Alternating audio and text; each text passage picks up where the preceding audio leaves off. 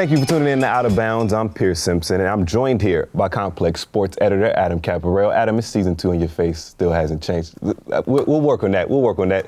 Next to Adam Caparel's 3-time NBA All-Pro, which is the top 15. Complex's LeVar Ball, Mr. Gilbert Arenas. Gilbert, how you feeling, man? I'm feeling good. Glad to be back. Okay. We had a little hiatus, but we're back.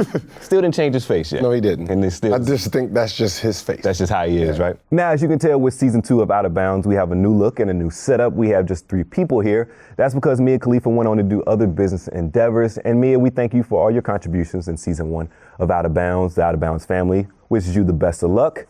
But fellas, as always, they say in sports, next person up. And how we feeling about season 2? I'm looking forward to making you a baseball fan come springtime and also having you put some respect on Kawhi Leonard's name. You got to actually pay for me to do that. I love how he just immediately laughed at that at the Kawhi Leonard. Whatever. How about you? What are you looking forward to in season 2? Being yourself? Just to keep getting better. Okay, I like it. Keep getting better. That's all you can ask for. That's pretty anticlimactic from you. I was expecting something a little crazy, like a wild answer or whatever. Naming somebody, somebing. I'm going to keep it cordial this year until someone fuck up. Something unique. You keep it cordial for about 5 minutes. Yeah. I say 4. Now, fellas, we're starting season 2 here on Martin Luther King Jr. Day, a national holiday where Martin Luther King did so many great things for the United States and the world. And with his activism, wanting to make equality for the world, I have a question for each and every one of you.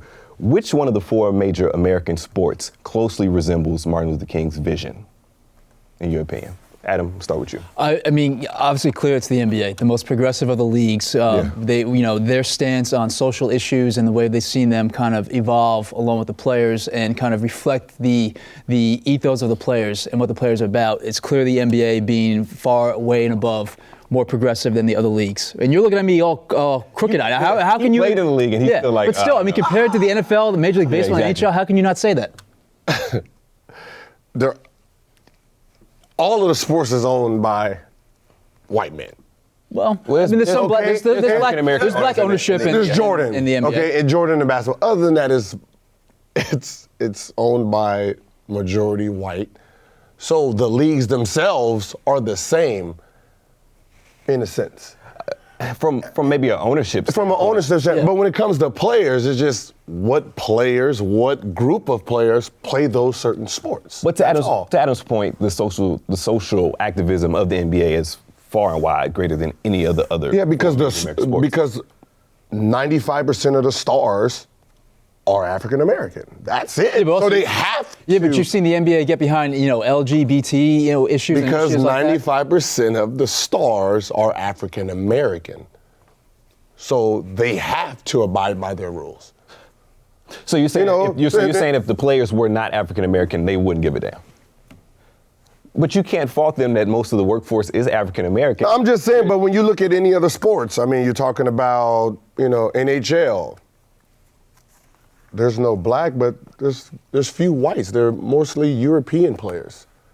That's still of what? But it's not American racism. But I'm just saying it's more European than it is white American. I'm just surprised you don't think the NBA is as progressive as it definitely seems, and based on all the initiatives that they get behind and what they put forth for the players and everything, you don't feel it's that progressive. But you're still talking about the same league that get caught saying nigger this, nigger. I mean, you're still black this, black. I mean, there's still the same racist owners in every sport. They just. But that's potentially an indictment of the United States of America, rather than. But that's what I'm saying. But when it comes to the players in those sports, I mean, you got MLB. I mean, black people just stopped doing that sport, became a Spanish. Instead of black, it just became Spanish people.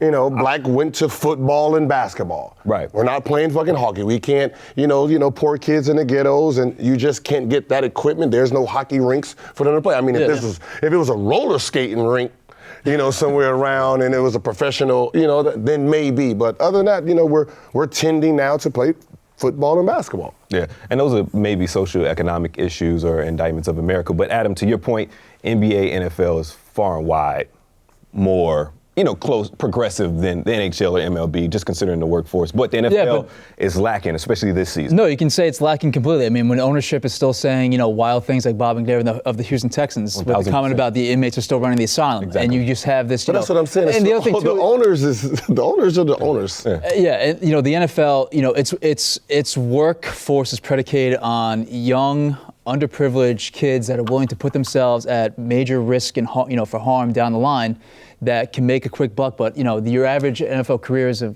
few years. You're not going to make that much money. Some guys can go on to riches and glory, but I mean it's still backwards in the way that these guys put themselves in the lines. For non-guaranteed contracts, can be screwed up royally for the rest of their life for, again, fleeting glory. And it's just a factory line of guys coming in, coming out, coming in, coming out, and they're pretty much they're recruiting from underprivileged areas. Man, fuck all that. Lawn bowling is the most racist sport. Lawn bowling? Wait, what? You don't even know what that is, right? No, I don't. Lawn bowling, Black people never heard of that before. No, I've never heard of that. Like bocce? No, it's old. When Tiger Woods took over golf, then white people had to go somewhere else. Lawn bowling is really lawn bowling. Adam, I've never I don't know. heard of this, I mean, ever. bocce, like from New York, they lawn bowling, lawn bowling, they play it on the grass. Is that an LA thing? Rich white folks bowl. Like croquet, No, whatever the hell. They bowl and they get close to the pin. On the grass, there's old ties. Never heard of that. I think you're making the sport up. I'm trying to tell you. Yeah. All right, so let's talk about a sport that 100% white. I'll take your word for it. All right. Let's move over to the association. So the Cavs are looking like a hot mess again, and with the NBA putting on 11 games for Martin Luther King Jr. Day today, I want to talk about the premier matchup being the Cavs and Warriors. The Cavs come in having lost 8 of the last 11 games. Defensively, there are a million issues, and the Warriors are 5.5-point favorites in tonight's marquee matchup. So I guess my first question for you, Gilbert, is why are the Cavs such a mess right now? And these peaks and valleys that we've seen, because we got off to a bad start, then they got up to the top team in the East, and now back to being just complete trash. What is the deal with the Cavs right now? I'm never worried about the Cavs. When you have LeBron, he's been doing this for 15 years now. He uses losses like, what they've been going through to ignite himself, to fuel his team, to get ready for that second half of the season. I mean, as bad as they're playing, they're still dominating at home. They haven't lost a home game since November 5th. So all these losses are actually road games. Mm-hmm. So, I mean, the only concern they should have right now is getting IT in sync the second half of the season. And then just get jiggy in your road. But defensively, they are a complete. On the road. On the road, they're playing like. Yeah, but their home schedule December was pretty easy. I mean, that's the reason they were racking up these wins. The schedule kind of laxed a little bit. But they have been a travesty on defense, and they were kind of similar last year as being inefficient on defense. But during their loss to the Toronto Raptors, LeBron was seen in the huddle being very animated. Seems like he was barking at somebody. Coach LeBron? Exactly. What do you make? I mean, it's just, you got to remember, nobody wants to lose games. I mean, you're still getting frustrated that, that certain players are not stepping up to the plate. You're losing to, teams you dominate. But are these teams going to actually beat them in the playoffs, Toronto and Boston? Fuck no. Yeah. They have no chance. So, I mean, that's what I said. The most important thing is just getting IT ready for the second half, going into the playoffs. Yeah, but the most telling thing, with this whole losing streak and the Cavs struggling mightily the past couple weeks, Ty Lue, after I think Friday's game, or before Friday's game, was saying that, one of the reasons that the Cavs are dealing with all this nonsense right now is that they have personal agendas. He wouldn't say specifically what those personal agendas are, who had them, but what is he implying with that, and what personal agendas could these guys actually have?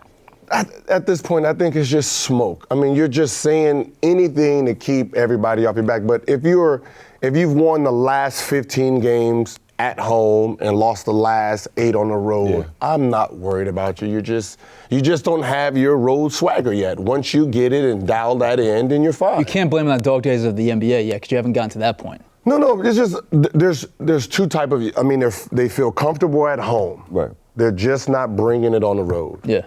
And then just like, Warriors, they were a great defensive team at home. Yeah.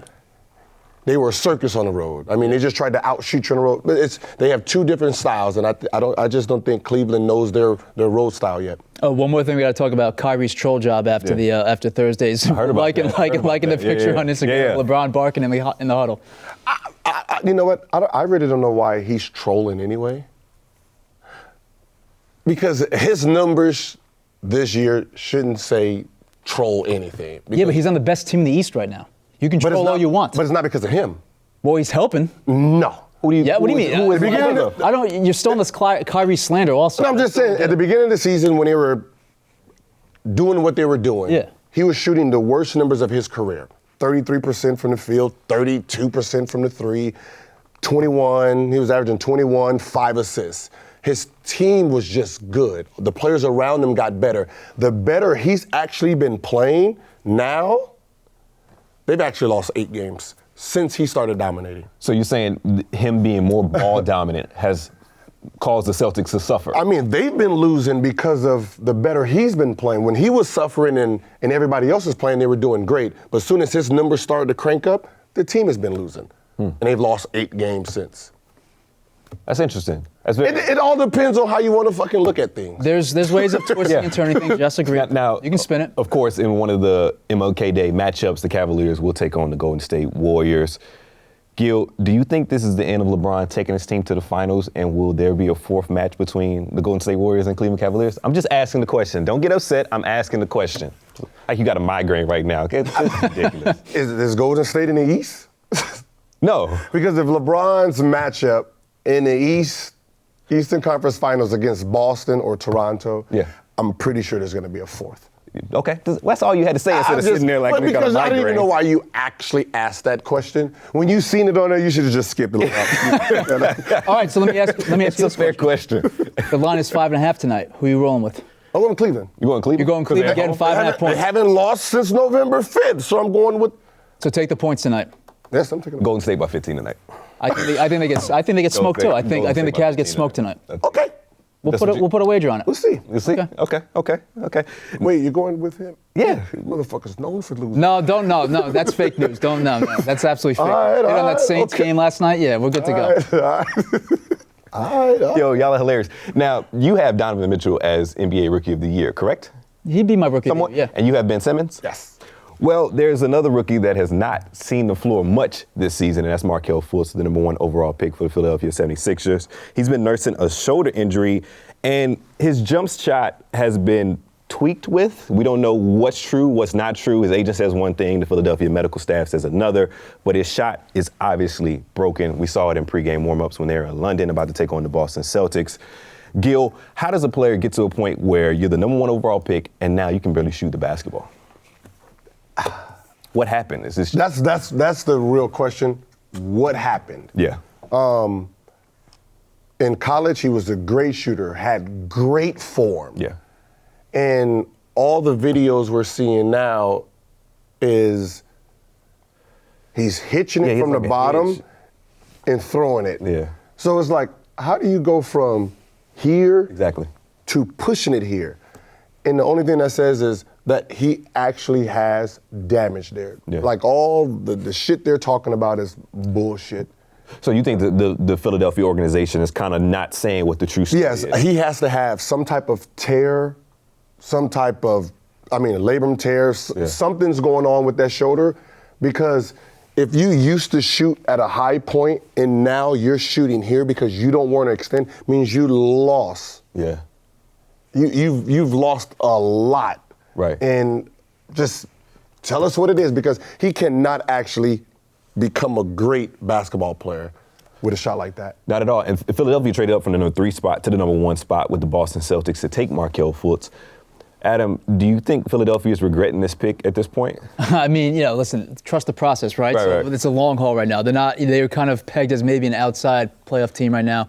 They're not, I think, the 9th seed in the East right now. So, you're in for the long haul with Markelle Fultz. But it's amazing to see one of the premier scorers coming out of college in the last 20, 25 years just be downgraded to this non-entity, and a guy that looks like, his shot looks like Charles Barkley's golf swing right now. It's got this insane hitch that is so disturbing to see in the videos that we saw come out of practice. And it's like, you talk about the physical toll, but like, I also like wonder the mental toll it's going to take in this kid. Like, you fucked around with your motion this much in the past 6 months of your shot that was working for you clearly in college and made you, again, the best, natural scorer to come out of the draft in a long time. Yeah. Like, the mental toll on that, forget about the physical toll. I'm curious about the mental toll it would take on a guy fucking with his motion that much. I mean, it is. I mean, he's shooting. I mean, I'll take Noah's shot over his right now. Joakim Noah? Whoa, okay, that's all right, let's relax. But at least he's shooting. Relax. I mean, he's shooting at a high point. But you've seen you've seen his spin in person playing against him. Like, if you like watching him in warm-ups, like, courtside before, it's insane how that ball goes. I know, but I'm saying Noah's shot is fucked up, but at least it's coming at a high point. You're talking about a guy who spent he's 6'10". He spent his whole life shooting here. Yeah. Now you have to shoot here because you don't have range of motion like you used to. You're never going to get that shot off. You can't just adjust to a bad shooting technique that you have never adapted. I'm wondering, though, it's like the Sixers, Noel, Okafor, Simmons. I mean, something in the water. Something's going on up in Philly. If Fultz is this messed up with the shoulder and mentally too, it's like you may only go 2 for 5 in your high-end draft picks over the last 6-7 years, which is insane. Yeah, it's crazy. Danny Ainge gave no old reach around. He finessed them. He finessed them because at the end of the day, he was playing with house money. Yeah. He had the number 1 pick. He wanted Tatum no matter what. But he couldn't have envisioned that Fultz would have these. But what I'm saying is they had no plans in picking Fultz anyway. They already had Isaiah Thomas. They had a scoring guard. Yeah. So they was never going to pick Fultz or Ball. So Tatum was their guy no matter what. He knew Lakers wasn't going to pick Tatum because they already have Ingram. Yeah. Philly already have Simmons. So what you decide to do is say, I'm going to give you this. You're going to give me a pick. So as long as the Lakers keep losing, Boston's like, because Boston gets that 2 to 5th pick if Lakers get it. They get it this year, 2019, whoever has the best pick between Sacramento and Philly they get. So it was basically just it was a free-for-all. So he was just This is why Danny Ainge is the best GM in the NBA. You best GM. Yeah. That's a topic for another day. Yeah. All right, fine. We'll debate that. Every hot take or every take that we have. But before we move on, we got to talk about the Philadelphia medical staff because there's too many recurrent issues where these top draft picks have issues medically. And Joel Embiid came out in defense of Markelle Fultz a few months ago and kind of went after the Philadelphia medical staff. Gil, during your time in the NBA, was there ever a scenario or situation where you were injured and the training staff was telling the media and your coaches other things? Yeah, let's just say I had 14 surgeries. I mean, I had 4 surgeries in 14 months. Wow. That's a lot. That's ridiculous. I mean, you got to remember it's just like anything. They don't really care too much about the asset. Mm-hmm. They just you got to remember season tickets. If the asset's there, people are coming. Yeah. If the asset says he's going to miss this year, season tanks. So it's one of those things where they need to keep the season ticket holders happy. So they're going to put you back on the court faster than you're supposed to. Exactly. So if it's a 3-month process, 12-week process, you tell the client, you tell the asset, 6 to 8 weeks, you'll be back. It's one of those things. So there's no way Fultz should be lifting weights on that arm, nor should be shooting. Because you don't want him to adapt that. He should be getting massages, breaking up whatever scar tissues in there. If he needs surgery, get it done. Get that range of motion back that you were used to for the last 10, 12 years of your shooting career. We're probably not going to see Markelle Fultz until next season anyways. No, not at all. I wouldn't. He wouldn't be working out on shooting. Yeah. What is the point of sitting here shooting the shots you've never done before? You might as well just shoot the shit with your left hand. Just chuck that shit up there. Agreed. Yeah. All right. Moving on. We talked about Saints Vikings a little bit earlier, but we need to kind of get more into it because yesterday Marcus Williams pulled off a stunt or tried to pull off something that went horribly wrong. If you guys missed it yesterday, the rookie whiffed on the game-saving tackle, and basically he's the reason why the Saints lost yesterday's game in the NFL playoffs. So my question for you guys is, where does Marcus Williams whiff over there on Stephon Diggs rank amongst the all-time playoff GOATs? And I'm obviously not talking about the greatest of all time. Right. Some things that come to mind is in Orlando, Nick Anderson missing 4 free throws. In the finals against Houston, you got Bill Buckner. This was big. This was big. This wasn't big. This was huge. Yes. Yeah. Like, this is like missing a game-winning layup. It's 2-1, you by yourself, and you shit the bed. I thought things like this only happened to Brandon Knight. I thought it only happened in Madden. I actually thought this only happened in Madden, but that shit was real life, right? It's amazing how badly he missed, and it's also amazing afterwards. Like, he was a stand-up guy for talking about it in the locker room afterwards, but he never gave you a definitive reason why he pulled up and didn't do what he's supposed to do as a safety to negate Stephon Diggs going further and doing what he did. Like, I mean, you want to hear one legitimate reason why I was afraid about a penalty or I was at a we didn't get any definitive explanation from him. Yeah, what'd you think? I thought, he was scared to get the PI. Yeah. And then, because it seemed like he was getting ready to be aggressive, and at the last minute, he dips off, and it was like... Exactly. It was one of those things where you don't know what's going through his head. Yeah. Maybe he was scared to get the PI. Maybe he thought the ball was going over his guy's head, and if he hit him, 15-yard penalty, now they kick a field goal.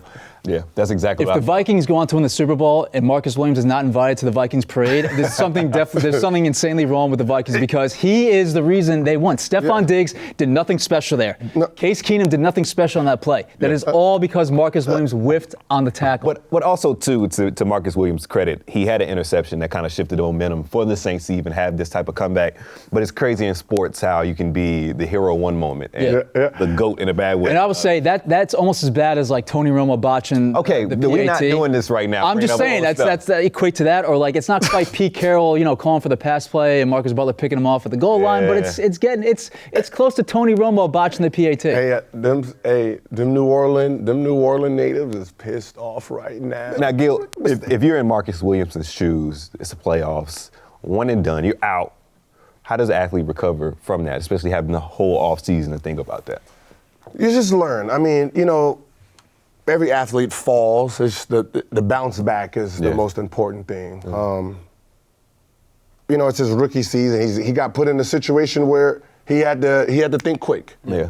So I know next time I know him watching film is like, well, I should have just stayed back. If he caught it, then hit him. Yeah. Instead of trying to make an aggressive play on the ball and got myself out of play. I mean, So this ain't the end of his career. Right. No, he's got a long career. And I hate to bring up this moment, but people will point to the playoff series with you and the Cavaliers where you missed the 2 free throws. So I was in the same situation. Right. The reason we got to overtime is because I hit a 35-footer at the end of the clock. To get us to overtime, and then I just ran out of gas, in overtime. But after that, after I missed those free throws and Cleveland went to win it, I stayed in the gym, shot 2,000 free throws that night. That very night? That very night. And then I worked my ass off never to feel that kind of pain again. And then when I came next season, that's when I dropped 60 against Kobe, 54 against what's her name, and I was just breaking records because I had no more doubt in my head. Right, so that would be your advice to Marcus Williams, just get back in the lab, keep working. Yes, you just keep working. I mean, this is just something that happens, and then you're just going to keep going. Nice. Now, we're in our Final Four of the NFL playoffs, but in those Final Four teams, only one quarterback is a surefire Hall of Famer, and that's Tom Brady. Of the other quarterbacks, we have Nick Foles, we have Case Keenum, and we have Blake Bortles. Gilbert, do you know any of those 3 names that I just said? Yes. Yes? Okay. I mean, Nick is in there because of Wentz. Yes. Let's just be honest. So my guy, come on, let's just say he's in this position because of him. So it ain't nothing he's doing to say, oh, who the fuck are you? It's like, they had a first week bye, and he just won. But the defense dominated last night. This is exactly why the NFL, when we bitch and complain about, the hits on the quarterback and the way they protect him, this is the reason why. Because I don't want to watch Blake Bortles the next weekend. I don't want to see Nick Foles versus Case Keenum. Like, one of those 3 is going to be playing in the Super Bowl. 1,000. Who the hell wants to watch them playing the Super Bowl? So protect the quarterbacks at all costs. But at the end of the day, I'm fine with I'm giving them flags. Like, I want to see Aaron Rodgers. I want to see Tom Brady or other guys. Phillip Rivers, I'd rather see than any of these guys. A million other quarterbacks. But come on, Blake and in case their teams are number 1 and 2 in defense. That's the reason they're there. Yeah, and Blake that's the only reason the quarterbacks is okay. And Blake had a good game yesterday. Yeah. But the one thing, if I have to see another game of Case Keenum threw about 9 million jump balls yesterday. Oh yeah, that's all he threw yesterday was. But that's what I'm saying. Their defense is what's got him to. I know. I'm saying I don't want to see another weekend of just nothing but jump balls. Yeah, but defense wins championships. But he has to. One of those two have to beat out a high-powered Brady. Can you imagine a Super Bowl featuring Blake Bortles and Case Keenum? Also, how much was Bill Belichick salivating at home yesterday, saying, "I get a week to prepare for Blake Bortles"? Well, that's what happens when Pittsburgh is focused on New England when they have a game in front of them that they have to worry about. But Gil, you mentioned assets and season ticket holders and just the fan draws of having these star players. Do you think it hurts the NFL bottom line when you have 3 out of the 4 quarterbacks are kind of just no? Because that's what I'm saying. No, because when you look at it, this is no difference than when Pistons won a championship. Yeah. Their offense was horrible, but their defense was the reason. They was holding people to 69. You was holding offensive teams to 69 points in an NBA game. Yeah. I mean, that's who they. Before rules changes. Yeah, this was just like back then, 2004, watching San Antonio and Pistons. And guess what? That was one of the lowest rated finals of all time. That would have been, you're like, I don't want to watch this. Two defensive team, the score's going to be 3-8. That's why I said everyone's going to be going for Brady because he's going to put the numbers up. It would be very interesting, that matchup between New England and Jacksonville. Jalen Ramsey already came out and said they're going to go to the Super Bowl. The shit talking. Win that bitch. Win that bitch. They're going to win that bitch. So I guess let's figure it out. Early predictions for this Sunday's game. New England and Jacksonville, who you rolling with? I'm taking the 9.5 points for the Jaguars. Okay, he already knows the betting line. Who you rolling with, sir? Too early? Say it again. I'm taking the Jags plus 9.5. I'm going against him. So you're going with the Jags? You like the Patriots and also laying the 9.5 points. I'm going with Brady. Okay. I'm going with Brady. Okay? Yeah. I'm going with Brady. I will say this, though. Brady. Jacksonville has everything needed to beat Tom Brady. Yes, exactly. You've seen the Patriots get picked off in the past where you have run-oriented teams like the Jaguars are that are predicated on a really good defense. We've seen that with the Ravens in the playoffs. The Jets did that also. So it's like they have a formula that could defeat the Patriots. I love shit like that. What? When they're trying to convince themselves. 9.5 when they're trying to convince themselves. 9.5 points. There's a reason it's 9.5. He's on cloud 9 right now. He's I won with the Vikings. I'm going to just lay it down. It's like one of those things when everybody was so hyped last year about Boston. Yeah, Boston's going to beat Cleveland. Boston's going to beat Cleveland. Cleveland rolls in 28.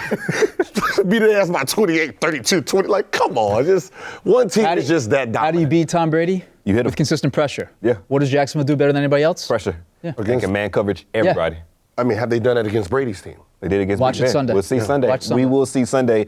Fellas, episode 1 of season 2 is in the books. How are we feeling? I need to do something about my legs. Because I'm just straddling. You got those LeVar Ball legs? They got me doing the LeVar because I got this thing in the middle. I got my legs all wide. So we'll work on that with production. But aside from that, good? Feeling good? Yeah. How you feeling, Caparel? You good? You got good first rep. You got your Vikings money line. I'm feeling good off the Saints. He's still off like usual. Ain't shit changed during that break for him.